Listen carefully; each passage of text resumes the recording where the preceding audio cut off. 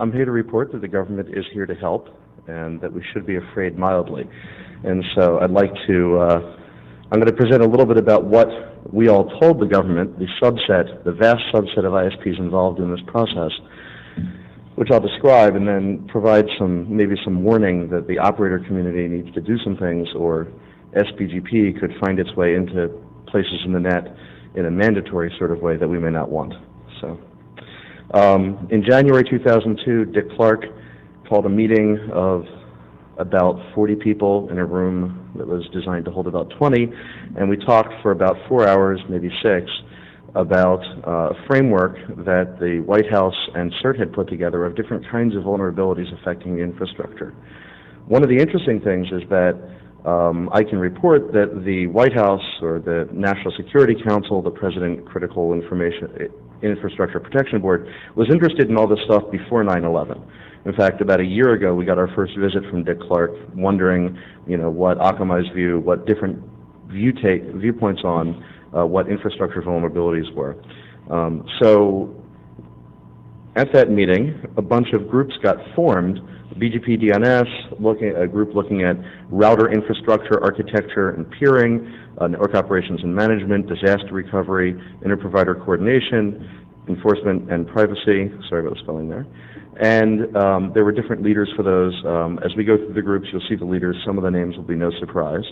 I will say that the representation wasn't great. It wasn't what you would expect either an IETF type representation to be or a NANOG type representation to be. There were very few edge networks, cable, the cable DSL, eyeball type networks, mostly focused on the core networks that the government has established good relations with because of the telco parents. The process was shepherded by Marjorie Gilbert from Dick Clark's office and by Marty Lindner from CERT.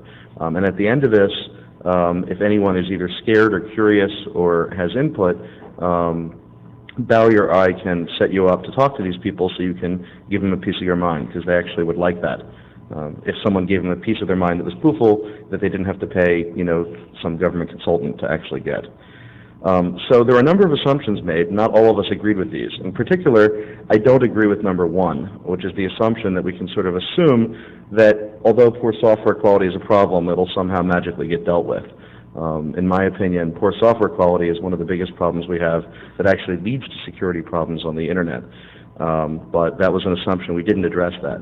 Another issue that we didn't address was, okay, we're the U.S. government, or not me, but they're the U.S. government. What do we do about the whole world and the fact that, not everyone bounces all their packets off the U.S. anymore?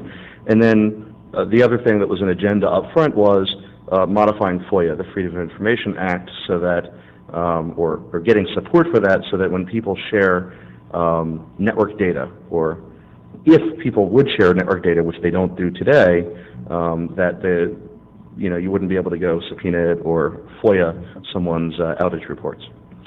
So talk a little bit about key recommendations and then go through some of the recommendations for each of the groups. I'll focus a little bit about BGP DNS and the infrastructure / peering / router architecture groups, which is what I was most involved in, and then provide a couple things I wanted to just talk briefly about that I think that we as a community should think about. So best practices for address accountability, filtering, access control and authentication, change control. A lot of even government networks would be surprised how many networks don't really have much in the way of change control. Personnel policies and procedures, although this was mostly unspecified as a future effort, how do you screen knock people, or do you screen knock people? Standardized training, again, we successfully, I think, got this away from certifying, routing engineers. And then also training people, or explaining to people that there are two processes, the NRIC of the FCC and the NSTAC of the NCS, that are looking at infrastructure vulnerabilities and referring to them.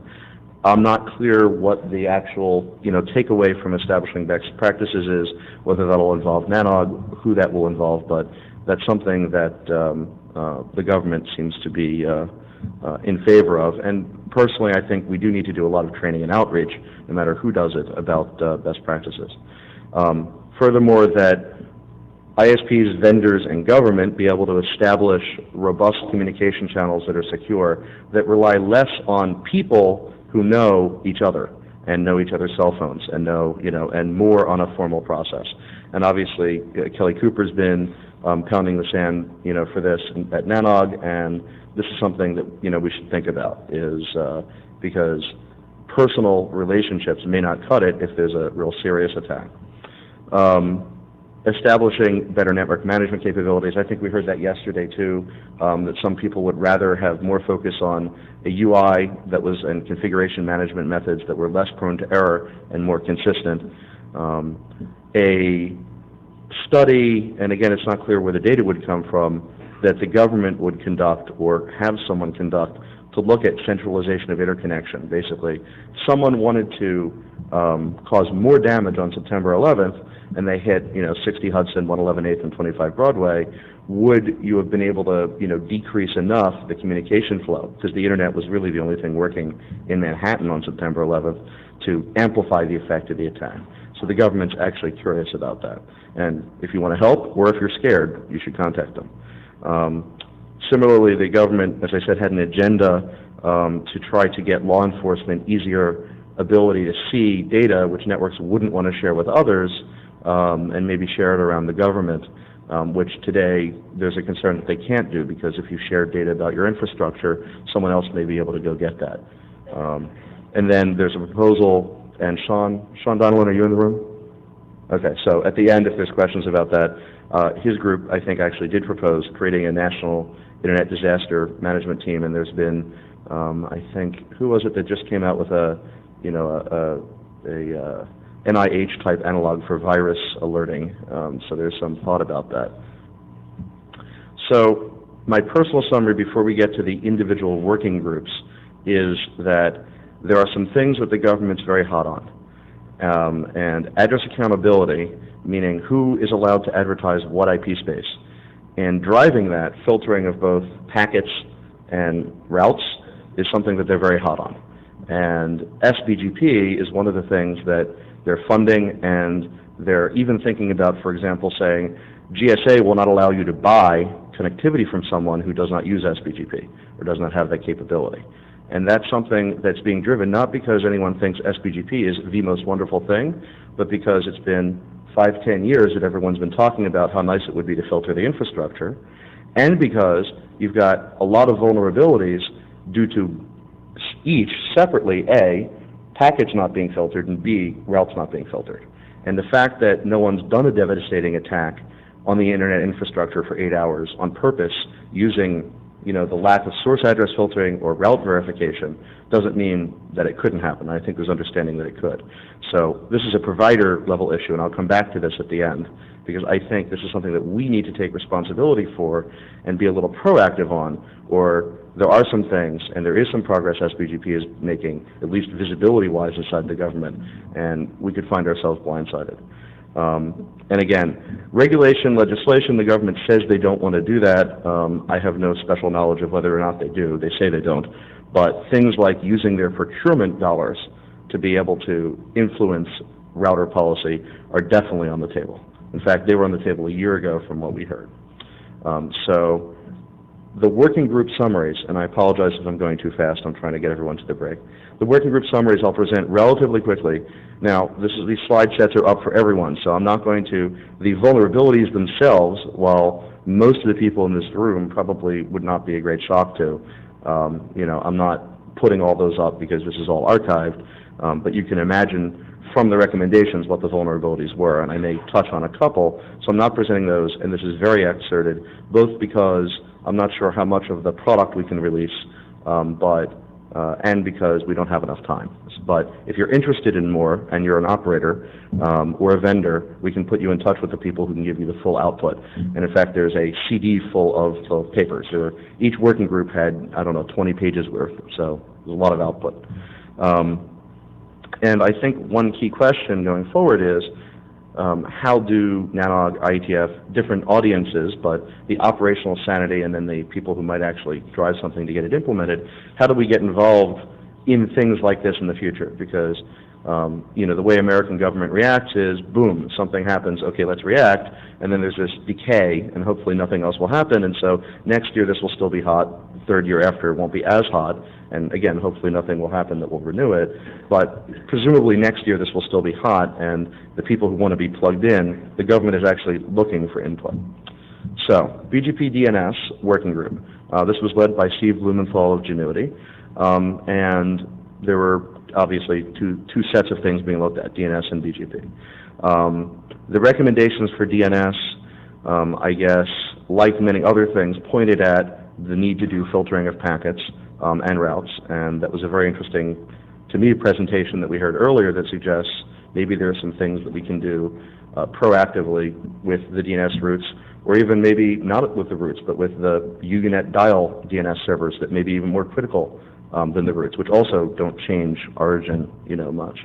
One of the interesting things that I'd say is controversial is the question of whether or not we need an alternative DNS software set genetically, whether bind is secure enough or could be secure enough, or whether any package is secure enough that implements all the features. But that is a recommendation that be looked into, whether it's Microsoft or whether it's, there are a lot of different things out there.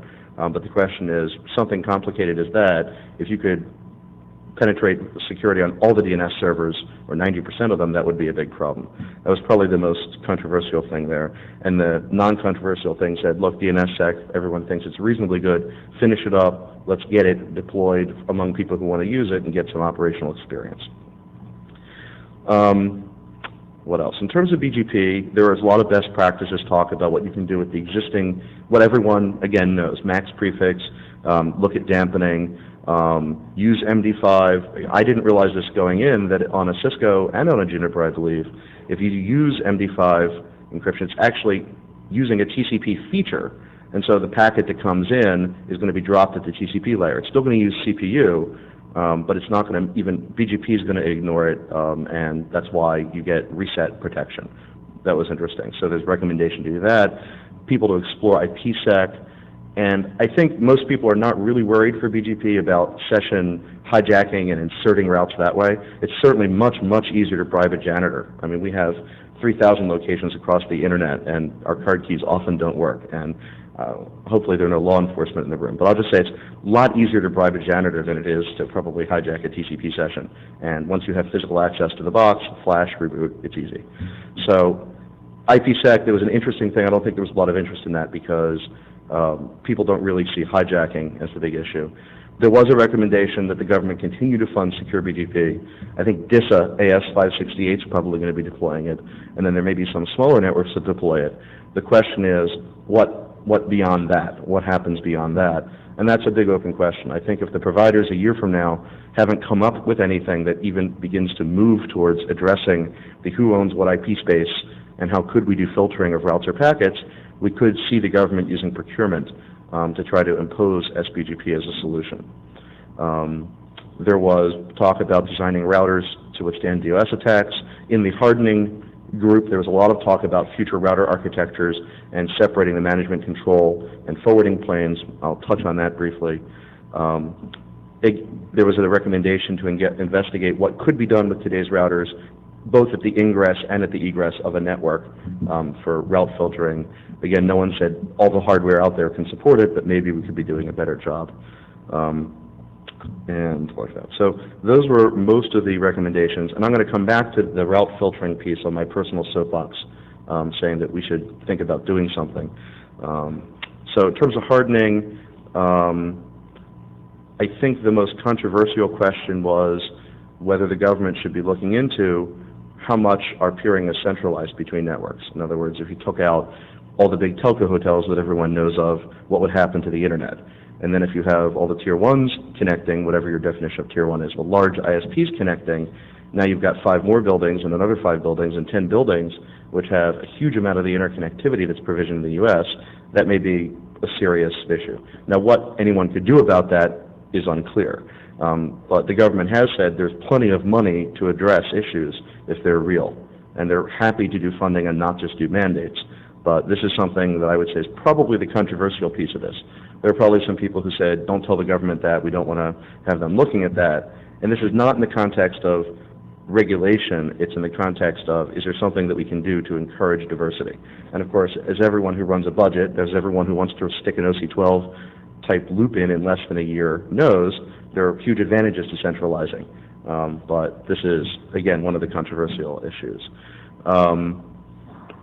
Other things, out-of-band access, looking at router architectures, pretty standard. And again, anyone who's really curious can get access to and read the report and the more detailed PowerPoint. I think one of the more interesting things, and this was talked on in the BGP security talk just now by Barry, is login authentication, right? Who owns your network, right? You think that, either you or either the stockholder or the bankruptcy court normally owns a typical, large network. But the question is, the routers are authentication controlled by machines. And, I don't know how many networks, I know a lot of networks where the network engineers think they're better sysadmins than the IT people, which is probably true, but the network engineers, I'd say almost always true, but the network engineers don't go back and revisit the security of these boxes. And in fact, when people are fired, they don't go back and look at what someone might have left behind on one of these boxes. And since they control all the routers, that could be a real problem. So that's one thing that I would encourage people to think about. And again, anyone who's looking for the access to the more detail of this can contact Barry or I or Sean or others. There is long-term architecture and configuration, saying, we should really look at how we do configuration at the architecture, at the separation of control planes. There is obviously differing opinions, people who think that there should be complete out-of-band access and that, they're both out-of-band network and real separation at the even physical layer inside the devices, inside the forwarding devices, and then people who weren't advocating anything that extreme. That was more future. Let's see. Network operations, there was a lot of discussion. I wasn't as involved in this. I think very little of this was controversial. Moving towards XML or other standardized configuration methods, that seems to be a trend. Protecting management access to routers, using strong authentication, auditing your configurations, a call for better interoperability, another reference to address accountability, who owns what IP space. I'm not sure that it's migrate from SNMP v1 to v3. I guess there are some just the code base issues with that. And need to improve incident disclosure. Well, that again drives what's going to drive people to release information that could be used against them. And that drives the government's interest in at least getting people to be able to share data with them. Disaster recovery, shockingly, Sean Donnellan was chairing that. And the question is, how do you make a plan? How do you coordinate inside the government and externally? How do you even test against the plan? How do you schedule a simulation? People do wargaming all the time. That's a thread that I've heard as I talk to the government a lot, is preparedness, wargaming. Dick Clark, this is a big item for him, is a lot of things that have happened that are bad were easier because we went through drills to deal with them. And then also a cry for simulation and modeling. And I can tell you that having observed a little bit of simulation and modeling, the biggest thing they cry out for is sanity checking from all you guys, to make it more relevant. But those were the items that came out of disaster recovery. Also training and contact lists and other methods of human-level interconnection. And I guess there were some undecided issues, which I can let you read. And again, these slides I'm presenting from what's on the website, so I'm going to skip over some stuff. Coordination working group, basically, how do you form an ISOC and a coordination body that passes information back and forth between industry, government, vendors? In fact, the government has said they don't want to run this. Most industries run their own, the power, the rail, so they want to participate and they want to have plug-in in various ways. And I get the sense that this was no one really hated the idea. I guess it was 18 months ago, 12 months ago, whenever Kelly presented it a few times. What? A year ago. So, but I also get the sense, I don't know whether it was just the rapidly diminishing number of extra people not needed to urgently do things at networks about that time, or whether, it was interesting, non-offensive, but not urgent, that led not much action. So I think still there's not been much action. And I don't think that's a critical problem. The government is about to do something silly. but I think that's something they may want to prod us on. So I think that could be helpful for things in the future where you may not want, me and 5 random people telling the government what we think the vulnerabilities and recommendations are. You may want it to be a wider set of people, and if there's a place the government can go, that might actually help that. Same thing, single forum, and be able to do training and coordination. There was enforcement in privacy. Most of that was the predetermined goal of making it easier to share information without making it sort of mandatory that it be disclosed.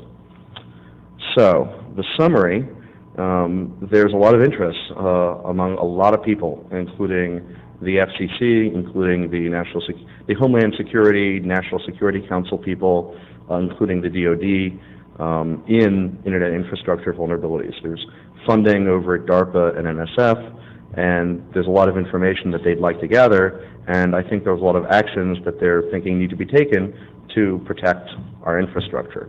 That could be good because there's funding, and it could be bad because the funding is applied stupidly. There's a lot of awareness among people who you think wouldn't know what BGP means, but what BGP is, what prefixes are, what more specifics are, what origin ASs are, and how some of these things play together. And SBGP in particular has got a lot of visibility as the only real thing that anyone has proposed that can help with at the route filtering level. And I think, I'll talk about in a slide or two, I think that's something that we should think about.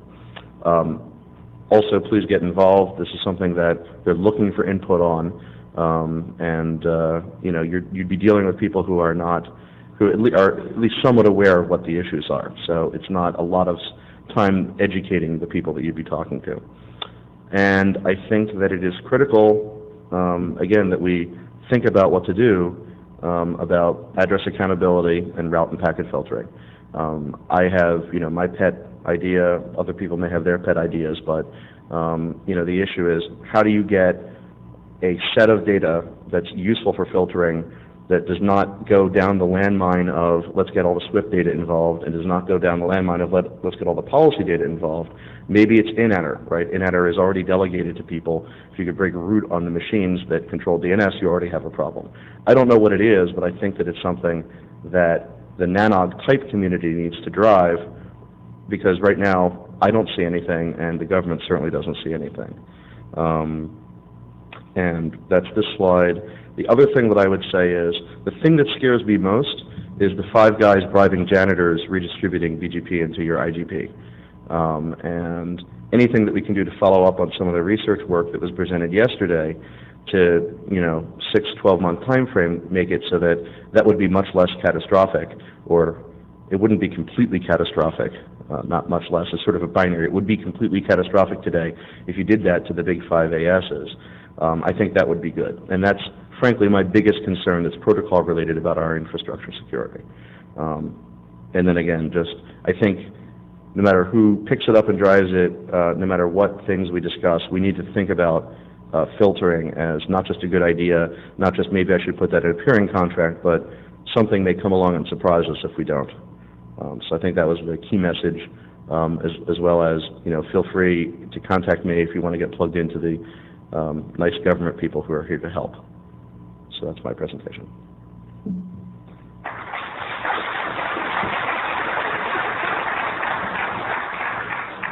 Questions, flames, comments? I don't know. He's sort of slowly wandering up. Hi, Avi. A couple questions. I guess one question is, there's kind of an assumption made in the presentation that government involvement or that us getting involved to help the government help us is somehow a good idea. Did this group of people who got together with the government, I guess one question is, were they, was there financial, things at risk? Were these guys getting government contracts? Is that the relationship? And if they were, is that why they were participating? And if they weren't, was there the perception that, there could be some kind of financial arrangements? Why were these guys doing this? Right. I guess is the question. I think we were doing it, I can speak for myself, because we were afraid of what would happen if people who didn't know anything operationally, at all would be involved. There were people like Vince Cerf there. I think, Akamai does some things with the government. I think all the major telcos have government contracts. but no one was paid for it, and that there were no promises of you'll get this work if you do this. And it was a lot of work, as Sean can tell you, as some of the other people who've been involved in these working groups can tell you. But I don't know. There were certainly things I can tell you that I could have said you need to go buy from Akamai, put in your recommendations, but I didn't get the sense anyone was trying to do that. One other question. One of the things that was stated that it's very important to have an AS to prefix matching, but that IRR was not the way to do it. As it's sort of grown up, all IRR really is. I mean, in theory, it's supposed to have a lot of policy information. In reality, all it's good for at this point is in reality, a prefix to AS matching. Right. So can you say why you don't think that's, is it just because there's so much, horrible data in there, or that it's not well authenticated, or? There's so much horrible brain poison when you mention the term IRR, about, people who just need to spit venom at each other about whether or not it's accurate enough. The bottom line is we need to assemble something, and I think the big issue that people have with, one of the big brain poison inducing issues is they don't want policy to be out there. The idea that you might be able to see something that you could see by just looking at BGP, but that the lawyers may not like is a big issue. This is just my personal, again, this is my personal issue is I think it might be useful if we are going to talk about what to do to get this origin AS to prefix mapping down, to not try to convert an IRR to that, because I think we'll turn off a lot of the community that we need involved. That's just my personal opinion. Okay. One last question. In relation to peering and centralization of peering, of course a lot of people think it's an incredibly bad idea to get the government involved in any way with peering. But on the other hand, there are concerns about the shared tenant initiative, and now called ICE, and there's a move now, not so much the 60 Hudson and 111 8th Avenues, but there's a move by a lot of large tier ones to consolidate a lot of peering in a few locations to overcome valid technical difficulties. Is there any perception that the government will get involved with that from an antitrust standpoint, or bring any other pressure to bear to stop this, or to get involved in peering in any sort of negative way? I haven't heard anyone say that they want to look at the issue of who peers with who. I think, number one, they want to understand what the structure of the internet is, where the traffic flows are, and where people interchange, so that they can, get a sense of that. I think they think that's critical for analysis. Whether or not they're going to do good things with that, I don't know. Now, I've heard everyone affirmatively say, again, they don't have any interest in the policy of this, and I've heard people say that there's money that could be used, for example, provision dark fiber. There are things, if there's a problem with centralization, there are things that they could fund. Whether or not they're practical, I don't know. And I get the sense one of the answers may be, to do screening and better security around the interconnection points. You may think that's a bad idea, but some people think that, security at those points may be important. I don't think it's that anyone thinks it's a bad idea. Many people just think the government involvement and government money at increasing security at certain connection points reduces the competitiveness of other connection points. Less competitiveness is less capitalism, and that's what government involvement and government money often lead to. That's possible. Personally, I think either alternative is dangerous. Just quickly addressing your question, because I was there too. The government people I spoke to very specifically did not just talk about the Tier 1 ISPs or the larger ISPs as part of the issue. It's centralized peering just in general, and it covers a whole number of different facets of organization. I don't believe there was really any attention on any kind of regulatory level or intervention level of any type of policy for peering between ISPs. Would you say that was true, Abby? I would agree, yes, definitely.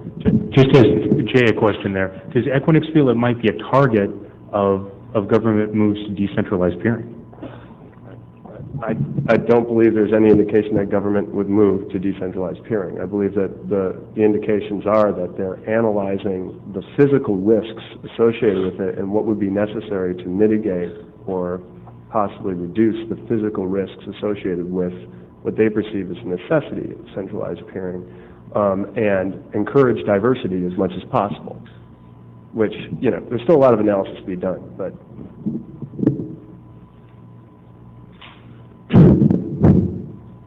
Sorry. It's okay. Sean Donlan. Since this is the first public presentation of this information, I'd just like to clarify one thing. On several of your slides, you said recommendations. And to clarify, some of those things were ideas we came up with, and we did not have enough time to actually sit down and decide, either individually or as companies, that that is in fact a recommendation. Secondly, as I think everyone has said, is the government is looking for input from folks, and in particular I would like to mention that both NSTAC and NREC have indicated that their openness to invite non-traditional companies to participate in their working groups. So if you're not a telephone company and for some reason you felt that you weren't invited to participate in NREC or NSTAC, they repeated many times during that meeting that in fact they would be interested in your participation. Because I was slack and did not put up a slide about NREC and NSTAC, and because, no, don't walk away, Sean, and because I may not get the acronyms right. NREC is FCC, it's the National...